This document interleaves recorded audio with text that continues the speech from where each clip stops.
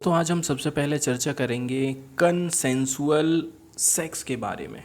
Consensual sex का मतलब ये है जब कोई संबंध सहमति से बनाया जाता है तो उसे कंसेंसुअल सेक्स बोलते हैं। आज के समय में हम देखेंगे जब से पॉक्सो एक्ट आया है, पॉक्सो एक्ट में बहुत सारे सुधार हुए हैं, तभी से आप देखेंगे बहुत सारे ऐसे केसेस हैं जो कि लोअर कोर्ट में जा रहे हैं, इसके बाद हाई कोर्ट जाते हैं, इसके बाद सुप्रीम कोर्ट जाते हैं।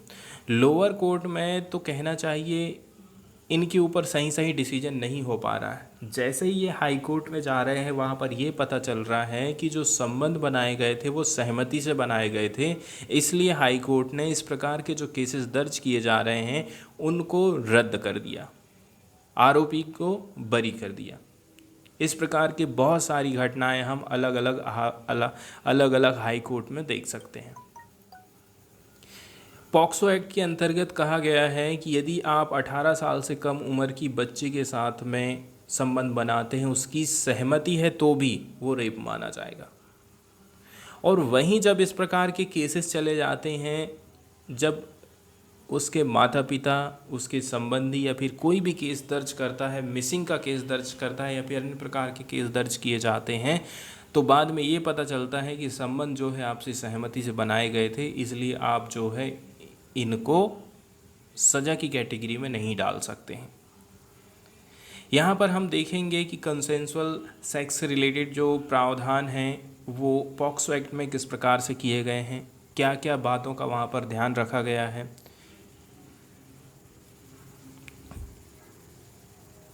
यदि हम पिछले एक महीने की बात करें तो एटलीस्ट 3 अलग अलग हाई कोर्ट ने डिसीजन दिया है। कैसा डिसीजन आया है? ये डिसीजन गया है लड़के के पक्ष में, और यदि लड़के के पक्ष में नहीं जाता तो उसको सज़ा हो जाती। मतलब सहमति से भी संबंध बनाए गए हैं, इसके बावजूद भी लड़के को सज़ा हो रही है, और ये हाई कोर्ट बिल्कुल भी नहीं चाहता है। या तो एफआईआर को क्वेश्चन कर दिया गया है, रद्द कर दिया गया है, and pending criminal proceedings,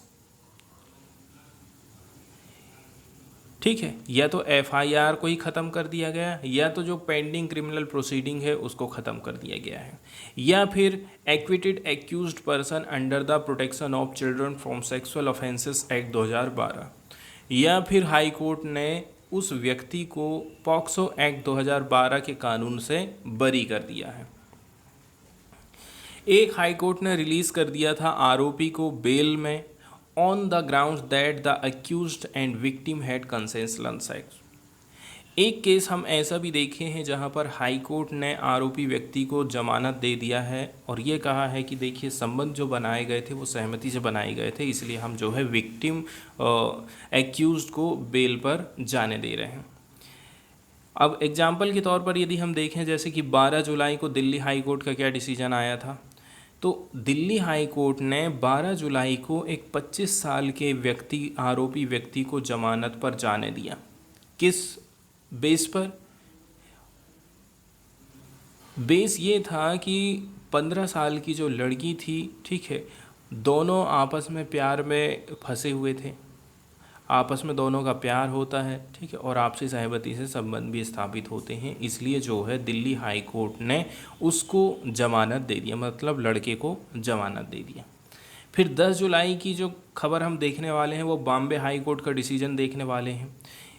Bombay high court ने क्वेश्चन कर दिया था, ठीक है, क्वेश्चन करना मतलब होता है उसको रद्द कर देना, ख़त्म कर देना। The conviction of 25 year old man under the POCSO on the ground that he had consensual sex with 17 year old girl. लड़की जो है 17 साल की थी यहाँ पर, और लड़का था 25 साल का। इसके बाद में हम देखते हैं जब लड़की प्रेग्नेंट होती है तो दोनों आपसी सहमति से लड़की ने अपनी प्रेगनेंसी को टर्मिनेट कर लिया था। फिर 7 जुलाई को मद्रास हाई कोर्ट का डिसीजन आया था। इसमें मद्रास हाई कोर्ट ने जो एफआईआर दर्ज करी गई थी उसको रद्द कर दिया था। And consensual criminal proceeding, but also directed the Director General of Police to produce the reports of all such pending cases before the case. इसके साथ साथ में यहाँ पर आप देखेंगे हाई कोर्ट ने कुछ दिशा निर्देश भी जारी किए थे डायरेक्टर जनरल ऑफ पुलिस को कि आप प्रोड्यूस करिए रिपोर्ट्स को इस प्रकार की जो पेंडिंग केसेस हैं कोर्ट के सामने। वहीं 27 जून की यदि हम बात करें मध्य प्रदेश के हाई कोर्ट ने कैसा डिसीजन दिया, तो मध्य प्रदेश के हाई कोर्ट ने भी जो एफआईआर दर्ज करी गई थी पॉक्सो एक्ट के अंतर्गत उसको भी रद्द कर दिया एंड ऑल क्रिमिनल प्रोसीडिंग जो बची हुई थी उसको भी रद्द कर दिया। रीज़न यही था कि दोनों ने यदि संबंध स्थापित किए हैं, आपसी सहमति से किए हैं, तो ये इसमें किसी प्रकार का केस दर्ज नहीं होना चाहिए। लेकिन यहाँ पर आप देखेंगे ये जो जजमेंट है यहाँ पर किसी भी प्रकार का मेंशन नहीं किया गया है एज ऑफ द एक्यूज्ड को। एटलीस्ट कम से भी कम लड़के की एज का यहाँ पर ध्यान रखना चाहिए था, ऐसा राइटर का कहना है। कोर्ट ने the court recommended that Indian government consider reducing the age of consent of prosecutors, मतलब it means female prosecutor from 18 to 16 year. Court ने ये भी रिकमेंड किया था कि ये जो सहमति की आयु है वो 18 से 16 साल कर दी जानी चाहिए।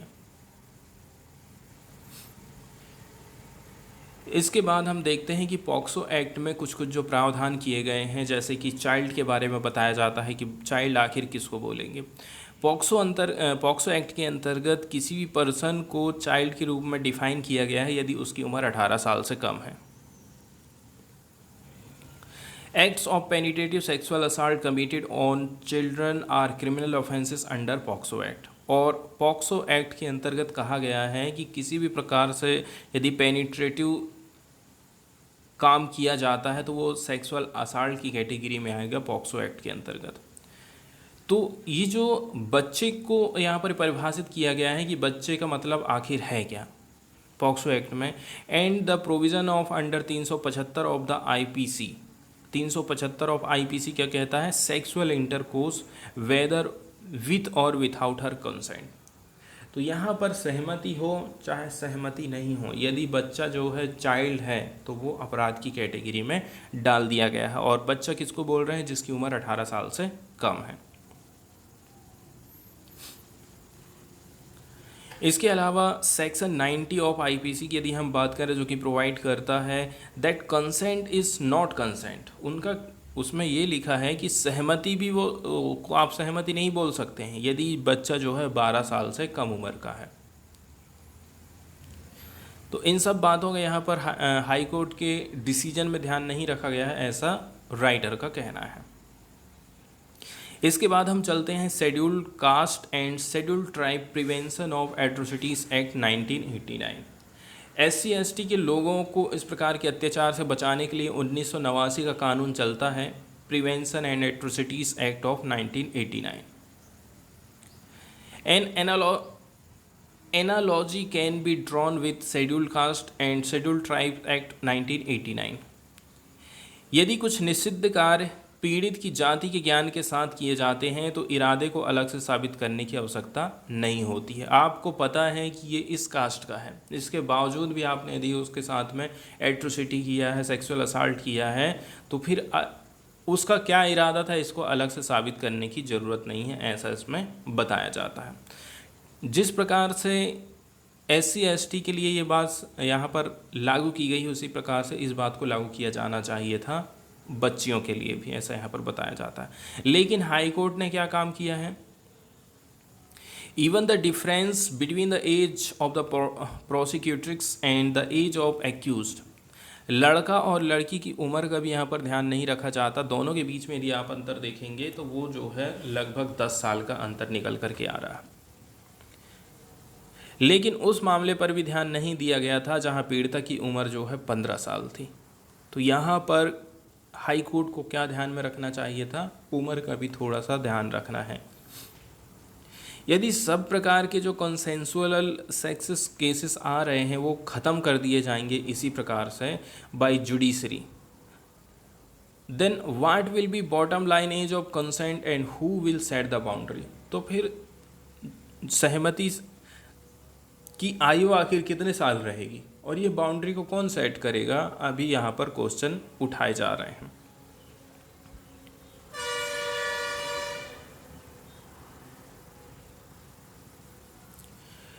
इसके अलावा जो गैप है उसको एड्रेस करने की ज़रूरत है शीघ्र अतिशीघ्र। Not declared any provision of the IPC और पॉक्सो ऑन कॉन्स्टिट्यूशनल।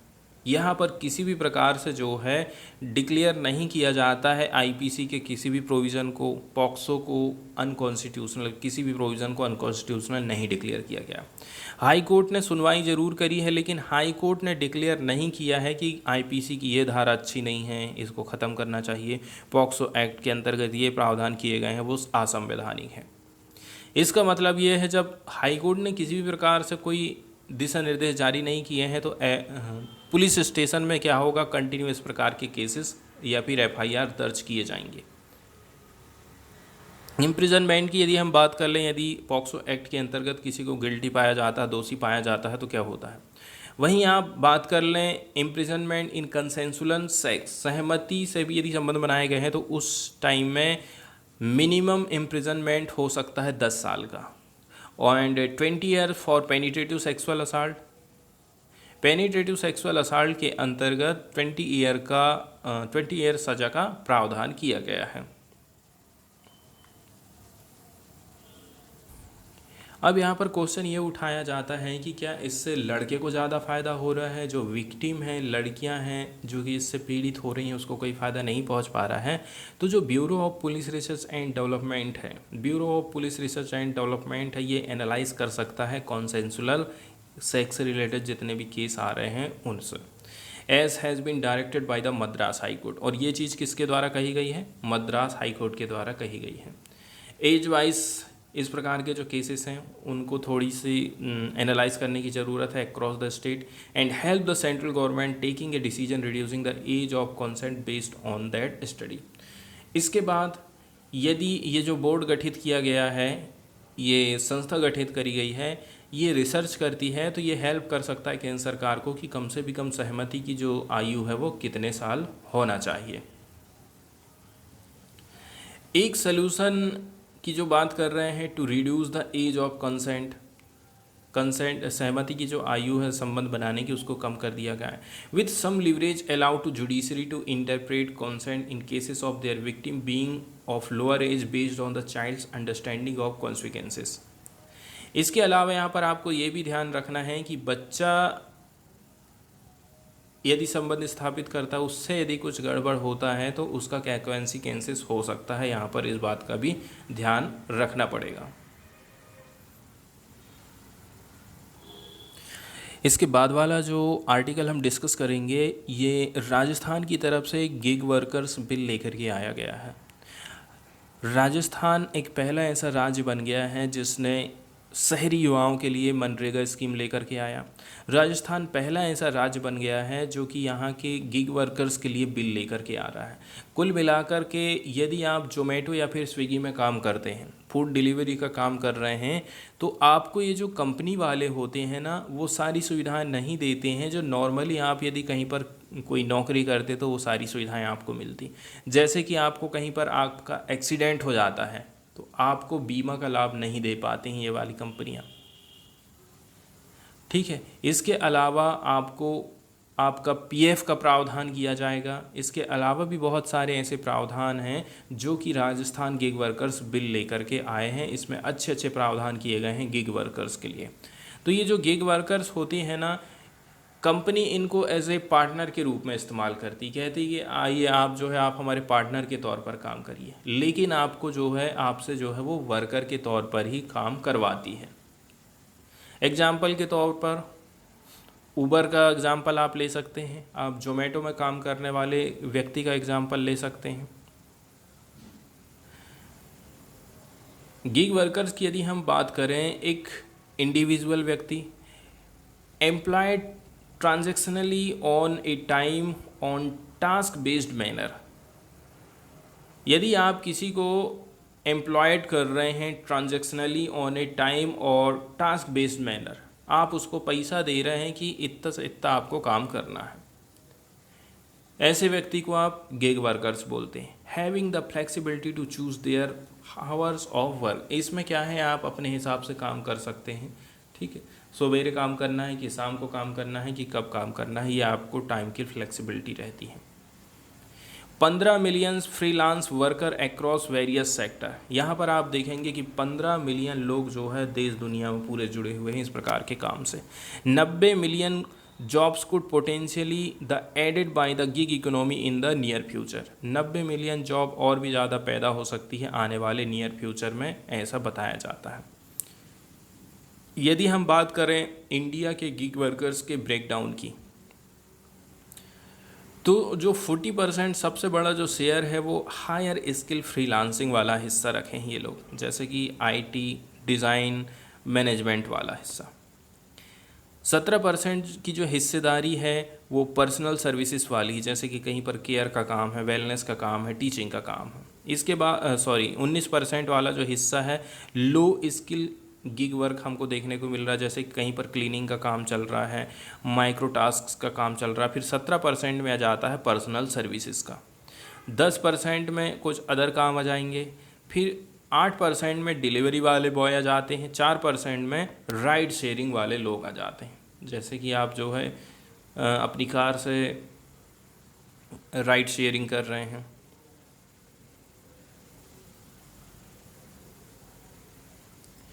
तो राजस्थान सरकार ने ऑनलाइन फूड डिलीवरी सिस्टम और अन्य सामान को डायरेक्ट घर तक पहुंचाने वाले गिग वर्कर्स के लिए एक बिल पास किया है। इसके अंतर्गत आप जिस कंपनी के साथ में जुड़े हुए हैं, काम कर रहे हैं, उस कंपनी की अब जिम्मेदारी बन गई है कि वो अपने वर्करों की भी जिम्मेदारी लेंगे, उनके लिए थोड़ा सा काम उनको करना पड़ेगा। राजस्थान की विधानसभा ने सोमवार को प्लेटफॉर्म आधारित गिग वर्कर्स विधेयक 2023 पारित कर दिया है। इसी के साथ राजस्थान देश का पहला ऐसा राज्य बन गया है जहां पर गिग वर्कर्स को कानून के दायरे में लाने के लिए विधेयक लाया गया है और ये गिग श्रमिकों की सामाजिक सुरक्षा की गारंटी देता है। गिग वर्कर्स हम किसको बोलते हैं?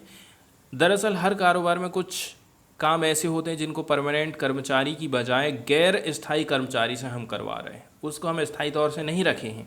ऐसे काम के लिए कंपनियां कर्मचारियों को काम के आधार पर पेमेंट करती हैं, ऐसे ही कर्मचारी को हम गिग वर्कर्स कहते हैं। ठीक है, हालांकि ऐसे कर्मचारी कंपनी के साथ लंबे समय तक भी जुड़े रह सकते हैं। स्वतंत्र रूप से ठेके पर काम करने वाले कर्मचारी हो गए, ऑनलाइन प्लेटफॉर्म के लिए काम करने वाले कर्मचारी हो गए, ठेका फर्म के कर्मचारी हैं, कॉल पर काम करने के लिए उपलब्ध कर्मचारी, अस्थायी कर्मचारी गिग वर्कर्स हुए। विधेयक के अनुसार क्या कहा गया है? अगर कोई गिग वर्कर्स एक्ट का उल्लंघन करेगा तो 5 से लेकर के 50 लाख रुपये तक का जुर्माना लगेगा। गिग वर्कर्स का समूह का अगर रजिस्टर्ड गिग वर्कर्स के लिए बने कानून का पालन नहीं करता है तो राज्य सरकार उस पर पहली बार 5 लाख रुपए तक का जुर्माना लगाने वाली है और ये जो है मैक्सिमम 50 लाख तक का हो सकता है। इसके अलावा राजस्थान के इस बिल में प्रावधान किया गया है कि गिग वर्कर्स वेलफेयर बोर्ड का गठन भी किया जाएगा। राजस्थान गवर्नमेंट जो बिल लेकर के आई है उसके अंतर्गत एक Rajasthan platform based gig workers welfare board का गठन करने वाली है। इसमें श्रमिकों का भी रजिस्ट्रेशन होगा, एग्रीगेटर का भी रजिस्टर्ड होगा, कंपनी के मालिक का भी होगा। इस बोर्ड के माध्यम से ऐसे वर्कर को सामाजिक सुरक्षा दिया जाएगा। इस बोर्ड में वर्कर लोगों के लीडर लोग भी बैठेंगे। इसके लिए 200 करोड़ का फंड भी स्थापित किया जाएगा। इस विधेयक का उद्देश्य एक वेलफेयर फीस डिडक्शन सिस्टम बनाना है, इसे एग्रीगेटर ऐप के साथ मर्ज किया जाएगा। इसके अलावा यहाँ जो कंपनी है जो कि वर्करों को हायर कर रही है वो क्या काम करेगी? थोड़ा थोड़ा फीस उससे वसूली जाएगी। इसके अलावा जितने भी जो गिग वर्कर्स हैं उनको एक आईडी प्रोवाइड करी जाएगी।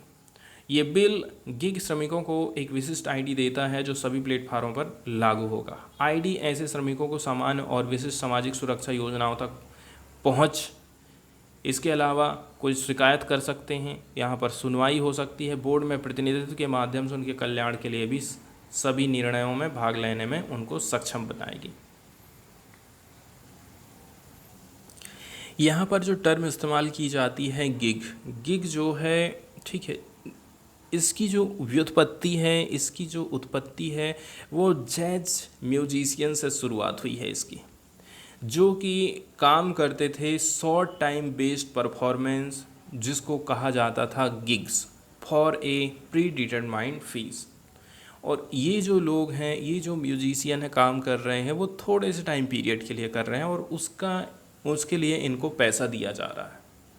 ठीक है, तो इस परफॉर्मेंस को गिग्स कहा जाता था। जैज से ये शब्द उत्पन्न हुआ है। गिग इकोनॉमी फैक्ट वाली बात यह है, कुछ भी नहीं है, nothing more than the minute contractualisation of work. इसमें काम का ठेका दे दिया जाता है। Where the employer escapes from all responsibility, और इसमें जो एम्प्लॉयर होता है वो अपनी जिम्मेदारी से पूरा हट जाता है कि हमने तो ठेका दे दिए हैं। Except for determining the immediate task at hand, उसको बस ध्यान रहता है कि मेरा काम कब ख़त्म हो जाए। And arranging the payment for it, और दूसरी व्यवस्था उसको करना है कि जो आदमी काम कर रहा है उसको मेरे को पैसा देना है। एग्जाम्पल के तौर पर यदि हम बात करें ट्रांसपोर्ट बेस्ड वर्कर, जैसे कि Ola and Uber and many others, यहाँ जो the aggregator uses an app based platform to connect the customer, जो एग्रीगेटर हैं वो क्या काम कर रहे हैं, ऐप बेस्ड प्लेटफॉर्म का इस्तेमाल कर रहे हैं, इससे आप कस्टमर को कनेक्ट कर पा रहे हैं। ठीक है, जैसे कि क्या होता है, यदि कोई होटल वाला अपना सामान बेच रहा है, सामान बेचने का मतलब ये है यदि वो पनीर की सब्ज़ी बेच रहा है, बिरयानी बेच रहा है, इसके लिए वो ऐप का इस्तेमाल कर रहा है, जोमेटो का इस्तेमाल कर रहा है। ठीक है, तो यहाँ पर हम देखेंगे कि जोमेटो, फिर हो गई वो होटल, और बीच में हो गया वो वर्कर। ठीक है, और एक और व्यक्ति है, कौन, वो प्लेटफार्म चलाने वाला है, एग्रीगेटर। तो यहाँ पर आप देखेंगे aggregator uses an app based platform to connect the customer with the driver for which they take a healthy commission. अब यहाँ पर ड्राइवर का इस्तेमाल किया जा रहा है, ड्राइवर हो गया वर्कर, और वर्कर से उसकी से सेवा लिया जा रहा है, और जो कंपनियाँ हैं वो हैवी कमीशन का फ़ायदा उठा रही हैं। ऐप की यदि हम बात करें, डज द रेस्ट, सब काम कर रहा है वो छोड़ के, इंक्लूडिंग फिक्सिंग द राउट, उसने रूट फिक्स कर दिया है, रेगुलेट कर दिया है राइट्स को, ठीक है, टैक्स पेइंग कर रहा है, इसके साथ साथ में delivering profit to the company, लेकिन असली जो मेहनत कर रहा है उसको फ़ायदा बिल्कुल भी नहीं हो पा रहा है। यदि वर्कर जो है कंडीशन को पूरी नहीं कर पा रहा है, टर्म एंड कंडीशन को नहीं पूरी कर पा रहा है, डिसाइडेड बाय द कंपनी, जो कंपनी ने डिसाइड करी है, तो उसकी जो आईडी है उसको ब्लॉक कर दिया जाता है, resulting in A temporary digital punishment और डिजिटल डिसमिसल, जिसको आप डिजिटल पनिशमेंट बोलते हैं, डिजिटल डिसमिसल बोलते हैं। अब चूंकि कंपनी क्लेम करती है not to employ the worker, worker को एम्प्लॉय नहीं माना जा रहा है, उसको पार्टनर के रूप में बोला जाता है, there are no employer responsibility, इसलिए एम्प्लॉयर के जैसे उसकी कोई रिस्पॉन्सिबिलिटी ही नहीं है, चाहे वो वेजेस हो, चाहे वो वर्किंग कंडीशन हो, चाहे वो सोशल सिक्योरिटी हो। यही चीज़ हम जोमेटो, स्विगी और अदर गिग वर्कर्स इकोनॉमी में देखते हैं। तो जब आप उसको पार्टनर कह रहे हैं तो आप जो कमाई कर रहे हैं उसका फ़ायदा उसको देना चाहिए ना, ज़्यादा से ज़्यादा, यदि वो पार्टनर है आपका तो। लेकिन ऐसा यहाँ पर बिल्कुल भी नहीं होता है।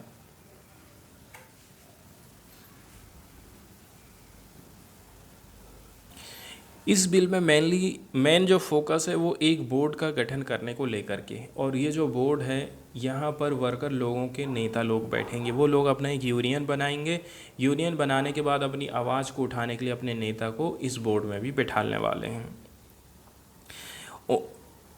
बोर्ड का गठन करने की बात करी जाती है क्योंकि वर्कर लोग डिमांड करते हैं सोशल सिक्योरिटी राइट्स का।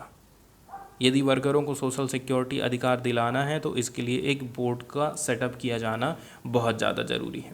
यहाँ तक कि आप एग्रीगेटर्स के बारे में भी बात करें तो एग्रीगेटर लोग खुद ये एक्नॉलेज करते हैं कि वर्कर लोगों को सोशल सिक्योरिटी दिया जाना ज़रूरी है। सम कंपनी क्लेम ऐसा भी करती हैं कि एक्सीडेंट एंड डेथ इंश्योरेंस भी होना चाहिए कंपनी की कॉस्ट पर, उसका वहन कौन करेगी, कंपनी करेगी। सोशल सिक्योरिटी की बात करें, ऐसा भी सपोज किया जाता है to be a part of the wages earn by the worker, kept for all basic human needs including moment of crisis when a worker is unable to work due to ill health, old age और even a need for leave. अब ऐसी condition में जैसे कि वो छुट्टी में चला गया, ठीक है, बूढ़ा हो गया, काम नहीं कर पा रहा है, उसकी तबीयत ख़राब है, तो ऐसी कंडीशन में उसके पैसे का क्या होगा, इस बात पर भी यहाँ पर आपको विशेष ध्यान रखना है, उसको सोशल सिक्योरिटी प्रोवाइड करना है। आज के समय में जो गिग वर्कर्स होते हैं उनको फोर्सफुली काम करवाया जाता है लंबे लंबे टाइम पीरियड तक, ठीक है, पूरे हफ्ते ये लोग काम करते हैं। They bear the burden of for any sort of the domestic और social crisis including ill health, app failure और इंटरनेट और अदर शटडाउन्स। इसके अलावा भी वो बहुत सारे सोशल क्राइसिस को फेस करते हैं, जैसे कि तबीयत ख़राब हो गई है, ऐप काम नहीं कर रहा है, इंटरनेट नहीं है, अदर शटडाउन चल रहा है, इन सब से वो लोग निपटते हैं। जबकि कंपनियां जो है भारत में बेरोजगारी बढ़ते जा रही है, इसका फ़ायदा उठाते हैं और faltering economies to offer unemployed worker partnership with no string attach. कुल मिलाकर के वो आपको कहते हैं आप बेरोज़गार हैं, आइए हमारा पार्टनर बनिए, किसी भी प्रकार का कोई उनके साथ में अटैचमेंट नहीं रखा जाता। यहाँ जो राजस्थान की सरकार इस प्रकार का बिल लेकर के आई है, इसके पहले भी हम जो है थोड़ी सी हिस्ट्री देख सकते हैं कि इसको आप किस चीज़ से रिलेट कर सकते हैं। तो इसकी उत्पत्ति आप मान सकते हैं कि महाराष्ट्र से हुई है। महाराष्ट्र की जो हमाल पंचायत है महाराष्ट्र में, आज से 60 साल पहले की बात है। कुछ जो वर्कर लोग हुआ करते थे, आप हमाल के बारे में तो जानते ही होंगे, गांव देहात में भी आपके यहाँ पर खेती किसानी करते हैं।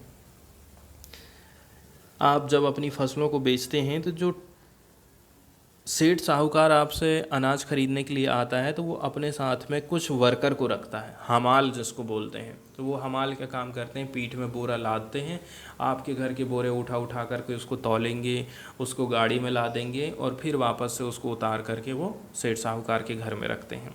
तो इन लोगों को हम हमाल बोलते हैं। आज से 60 साल पहले हम देखेंगे ये जो वर्कर लोग थे क्या काम करते थे, बोरा को, अनाज के बोरा को अपनी हेड में रखेंगे या फिर शोल्डर में रखेंगे, ठीक है, जिसको हम हमाल बोलते हैं। इन्होंने एक यूनियन का गठन किया था, इसी को हमाल पंचायत नाम दिया गया था महाराष्ट्र में। उन्होंने भी इसी प्रकार की सेम टू सेम प्रॉब्लम को फेस किया था दैट मोस्ट और unorganise sector worker face but in a more acute form. जैसे आज के समय में जो अनऑर्गेनाइज सेक्टर में काम करने वाले वर्कर हैं, जो जो समस्याओं को फेस कर रहे हैं, यही समस्या फेस कर रहे थे ये वर्कर लोग। उनको कहीं एक जगह काम नहीं करना रहता था और ना ही उनका कोई एक ठो एम्प्लॉयर है। जैसे कि एक जन आया, बोला यार चलो ज़रा तो यहाँ इसके यहाँ से माल उठाना है, वहाँ चले गए, घर आ गए, काम कर लिए, फिर दूसरे के यहाँ चले गए, कभी तीसरे के यहाँ पर चले गए। उनका कोई एक मालिक नहीं है, उनको कोई एक जगह पे काम नहीं करना है। इस प्रकार से इनकी वर्क कंडीशन रहती थी। The employers were merchants and worker from poor and mostly Dalit और other backward classes family from the rural hinterland. अब यहाँ जो मालिक है वो मर्चेंट है, व्यापारी है, सेठ साहूकार है, और यहाँ जो काम करने वाले लोग हैं वो दलित लोग हैं, गरीब लोग हैं, जो कि गांव से आए हैं कमाई करने के लिए। अब थोड़ा बहुत टाइम के लिए इन्होंने काम कर लिया, बाकी के खाली टाइम में ये बैठे हैं। When their bodies could no longer take back breaking work they would go back home to fade away. तबीयत खराब हो गई है, ठीक है, तबीयत ठीक नहीं लग रही है, काम नहीं मिल रहा है, तो वापस चले गए अपने घर। उनको जो है बहुत सारी जो सिक्योरिटी है, जैसे कि मिनिमम वेज का कोई प्रावधान नहीं है, सरकार ने ये निर्धारित नहीं करी है कि हमारे लोगों को, वर्कर लोगों को 250 रुपये से कम मत देना आप करके। पेंशन नहीं मिल रहा है इनको, सामाजिक सुरक्षा बिल्कुल भी नहीं है। यदि वो बीमार हो जाते हैं, उनका एक्सीडेंट हो जाता है, यदि वो बूढ़े हो जाते हैं, पेंशन का प्रावधान नहीं है, ठीक है, सिक लीव उनको नहीं मिलती है, और ना ही हेल्थ और एजुकेशन बेनिफिट मिल पा रहे हैं एम्प्लॉयर की तरफ से। इसीलिए फिर इन्होंने क्या काम किया था, एक ब्रिलियंट फार्मूलेशन ये लोग लेकर के आए थे, that they thought hard to implement and emerge with a law that has serve as conceptual foundation for unorganise sector worker right in the country. Mathadi board का नाम आपने सुना होगा, इसके लीडर थे बाबा आधव। आज के समय now 94, they demanded and won a law. आज इनकी उम्र 94 साल है। उन्होंने डिमांड किया, ठीक है, और उन्होंने जीत भी हासिल करी एक लॉ को, दैट सेट अब ए मथाड़ी बोर्ड। उन्होंने कहा कि एक मथाड़ी बोर्ड का गठन किया जाना चाहिए जहां पर लोग जो है अपना रजिस्ट्रेशन कराएंगे, वर्कर भी रजिस्ट्रेशन कराएगा और मर्चेंट लोग भी अपना रजिस्ट्रेशन कराएंगे। प्रत्येक जो मालिक है इसको रजिस्टर्ड किया गया and required by law to deposit worker wages and a levy on every sack carried with the board which was to be paid to worker once a month. Board में कुछ कुछ प्रावधान किए गए थे, जैसे कि आपको डिपॉजिट करना है वर्कर के वेज को, एक बोरा के हिसाब से कितना लेवी बन रहा है, कितना आप पैसा दे रहे हैं, ये सारी जानकारी आप बोर्ड को दे रहे हैं। ये सारा का सारा पैसा जो है 1 महीना के भीतर में वर्कर लोगों को प्रोवाइड किया जाएगा। The levy acknowledge to be a part of their piece rate wage. इसको आप पीस रेट वेज का एक पार्ट मान सकते हैं। Was to be use for social security scheme. इनके ऊपर जो थोड़ी बहुत फीस लगाई जा रही है, ठीक है, इसका इस्तेमाल किया जाएगा सोशल सिक्योरिटी स्कीम में, सोशल सिक्योरिटी प्रोग्राम में, launched and manage by the board, और बोर्ड ही इस प्रकार के प्रोग्राम को लॉन्च करेगी। तो सरकार ने ये निर्धारित कर दी थी, बोर्ड ने ये निर्धारित कर दिया था कि यदि आप एक बोरा उठवा रहे हैं तो कम से कम आप 2 रुपया दीजिए, ताकि हम कुछ सोशल सिक्योरिटी वाले प्रोग्राम आपके वर्करों को के लिए चला सकें। इसमें इंक्लूड है gratuity, health, education benefit and कुछ और भी अधिकार हैं जो कि कंसिडर्ड किए गए थे इम्पॉसिबल टू सिक्योर। पहले कभी ये पॉसिबल नहीं माने जाते थे। इसके साथ साथ में आप देखेंगे इस कानून के चलते चलते हमाल पंचायत आई, इनके खुद का बैंक बन गया, हाउसिंग स्कीम ये लेकर के आए, स्कूल लेकर के आए हैं।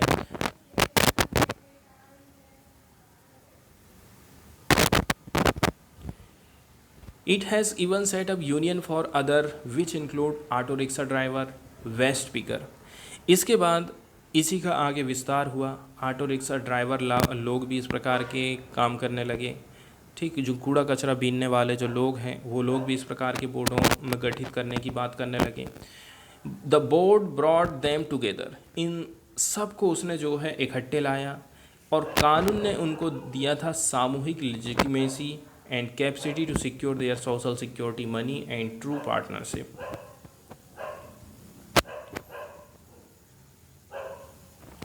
वहीं यदि हम देखेंगे तो क्या इससे वो जो मालिक है या वो जो सौदागर है या तो जो व्यापारी, क्या उसको कोई नुकसान हुआ था?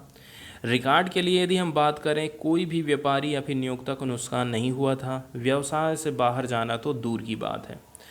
यदि हम त्रिपक्षीय बोर्ड की बात करें, यूनियन, नियोक्ता और सरकार की लीडरी के साथ में सामूहिक विचार विमर्श, बातचीत और सौदेबाजी के एक व्यवस्थित और उचित सामंजस्यपूर्ण औपचारिक मंच पर जा पहुंचा था। आज पुणे यूनियन अभी भी मानक स्थापित करती है। फेडरेशन में 250 यूनियनें बनी हैं। राज्य में देखा जाए तो 1 लाख से भी ज़्यादा यहाँ पर वर्कर लोग सदस्य हैं। राज्य सरकार जो बोर्ड यहाँ पर बना रही है उसमें प्रावधान किया गया है कि हम एक बोर्ड बनाएंगे। बोर्ड में शुल्क लेने की बातचीत करी जा रही है और इसी शुल्क के माध्यम से क्या किया जाएगा, सोशल सिक्योरिटी स्कीम चलाई जाएंगी वर्कर लोगों के लिए।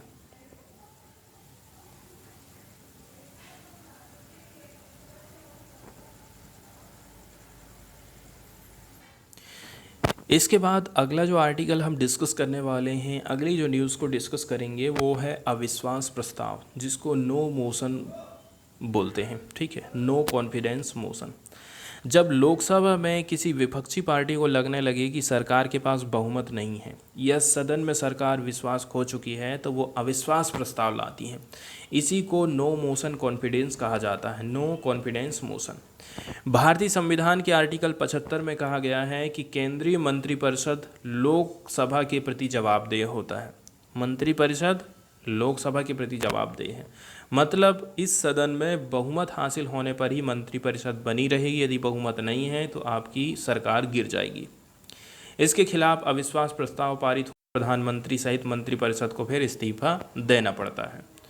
लोकसभा की प्रक्रिया और कार्य संचालन नियमावली के नियम 198(1) से 198(5) तक मंत्रिपरिषद में अविश्वास प्रस्ताव को प्रस्तुत करने के लिए प्रक्रिया बताई गई है। कहाँ से कहाँ तक? नियम 198(1) से 198(5) तक। ये केवल एक लाइन का प्रस्ताव होता है जिसका सामान्य स्वरूप ऐसा है कि ये सदन मंत्रिपरिषद में अविश्वास व्यक्त करता है। एक लाइन की बात है।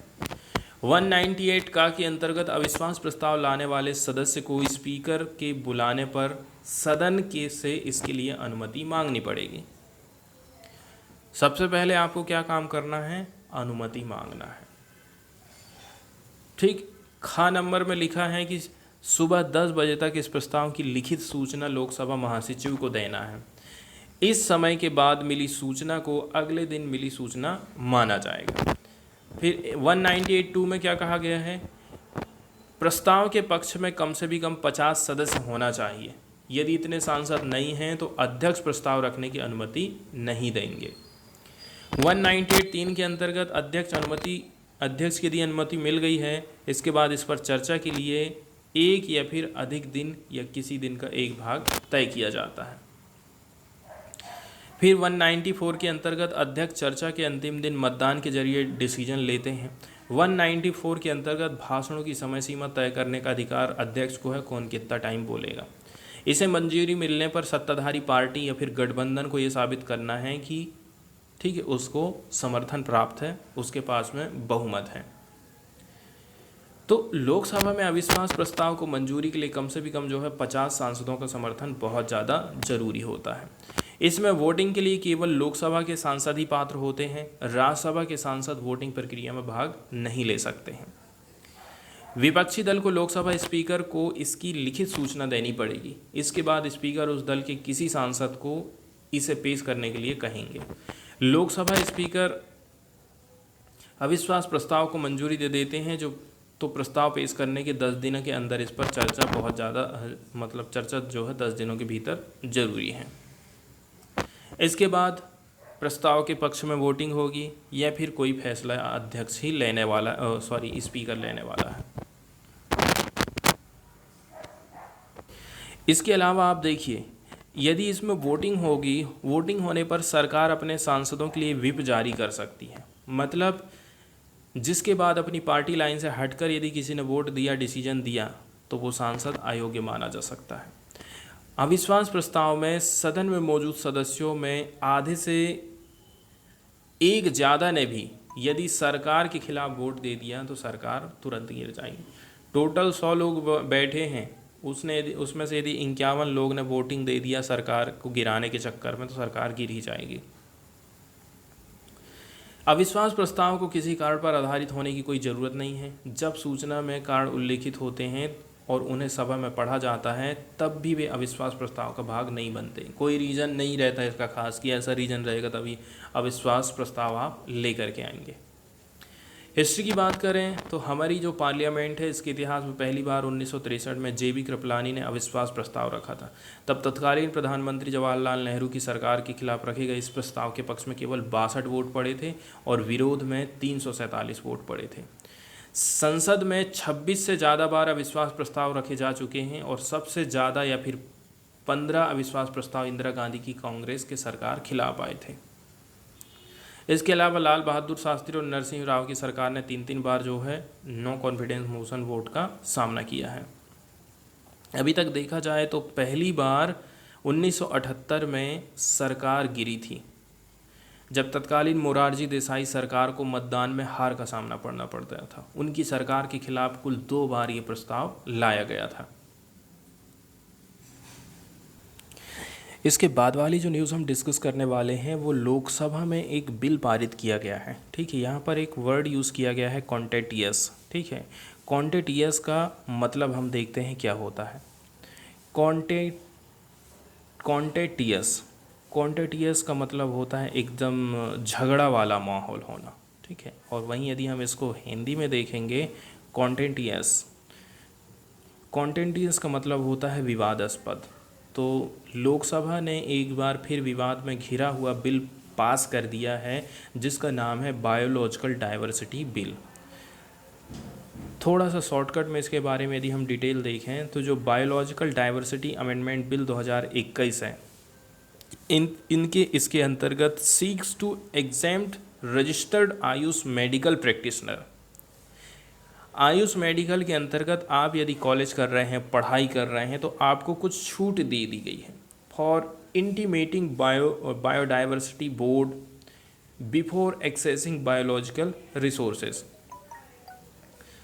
यहाँ एक और वर्ड यूज़ किया गया है, इंटीमेटिंग। ठीक है, तो देखिए मेडिकल जो प्रैक्टिशनर होते हैं उनको छूट दे दी गई है कि आप जो है बायोलॉजिकल रिसोर्सेज को टैप कर सकते हैं, इस्तेमाल कर सकते हैं।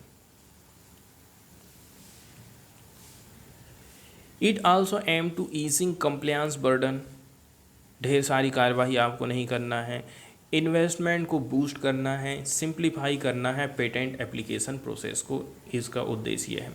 इसके अलावा जो इन्वायरमेंटल ऑर्गेनाइजेशन हैं have राइज्ड concern about potential for biopiracy. Environment की चिंता करने वाले लोग इसको बायोपिरेसी कहते हैं। They say amendment favour industry and there is lack of clarity on the benefit sharing with local communities. उनका कहना है कि देखिए इससे फ़ायदा केवल कंपनियों को होगा, लोकल कम्युनिटी को इससे कोई फ़ायदा नहीं पहुंचने वाला है। तो लोकसभा ने ट्यूसडे के दिन पास कर दिया है एक बायोलॉजिकल डाइवर्सिटी अमेंडमेंट बिल 2021 को। ठीक है, और इसी बीच में आप देखेंगे कि विपक्ष कंटिन्यू नारेबाजी कर रहा था और ये डिमांड कर रहे थे prime minister Narendra Modi make a statement on Manipur violence. किसके ऊपर? मणिपुर वायलेंस के ऊपर नरेंद्र मोदी की तरफ से जो बात कही गई है उसको लेकर के विपक्ष के लोग खुश नहीं हैं। The bill aim to amend the biological diversity act 2002। इस बिल को लाने का उद्देश्य है कि 2002 का जो कानून था उसमें हम कुछ चेंजेस करेंगे।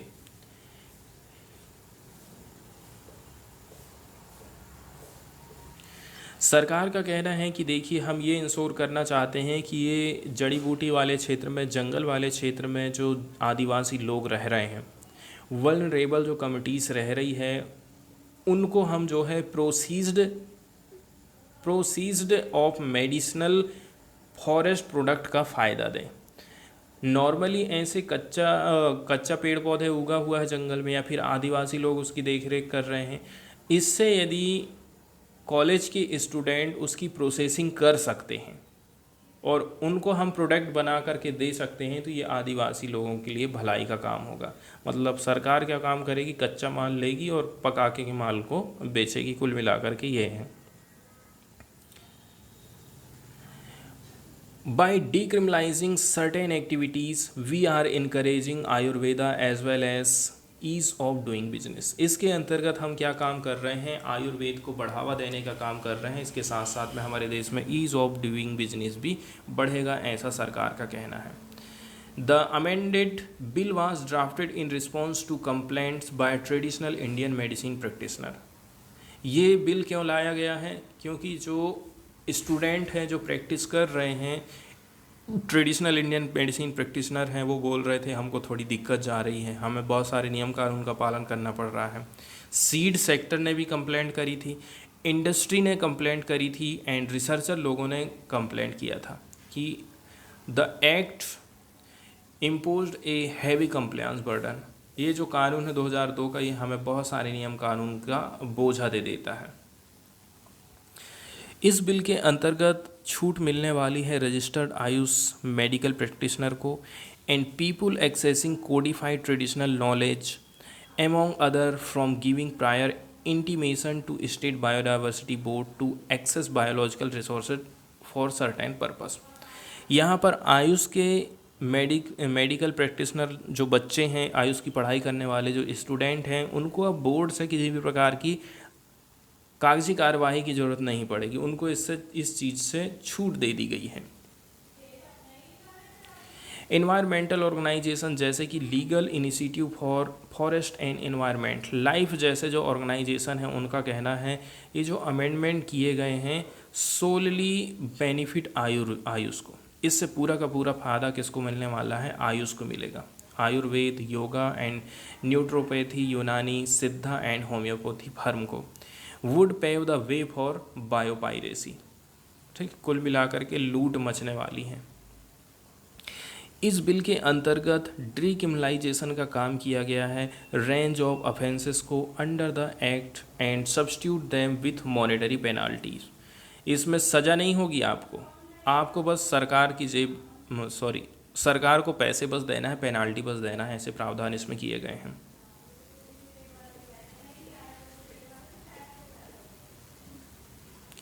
यहाँ पर आपको जो है बहुत सारी शॉर्टकमिंग देखने को मिल जाती हैं, जैसे कि डाउन टू अर्थ मैगजीन में यहाँ पर बताया जाता है there was no data barring in a few state, कुछ स्टेट की ही हम बात कर सकते हैं, on the money received from companies and trader for access and benefit sharing from use of traditional knowledge and resources.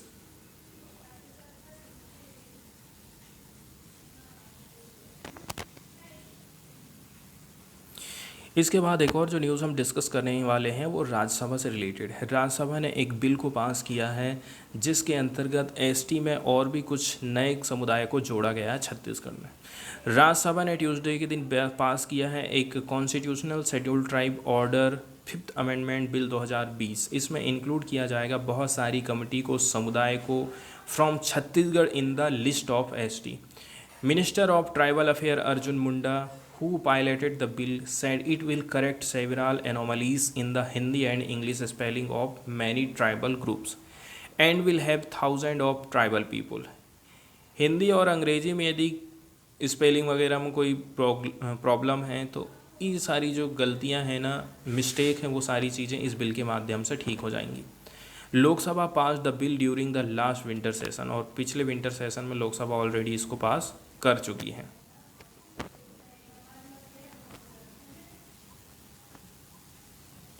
इसके अलावा लोकसभा में एक और बिल पास किया गया है multi state cooperative societies bill 2023, जो कि क्या कहता है, इंट्रोड्यूस किया जाएगा regular election in cooperative societies जो बनाई गई हैं इनमें रेगुलर इलेक्शन करने की बात करी जाती है।